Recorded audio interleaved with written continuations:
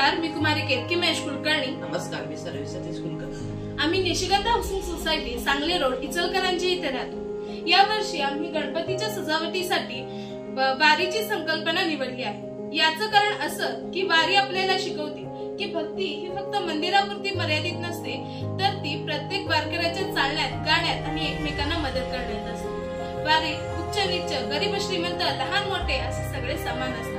समतेचा, ऐक्याचा, माणुसकीचा आणि प्रेमाचा संदेश आम्हाला गणेशोत्सवाच्या माध्यमातून द्यायचा होता.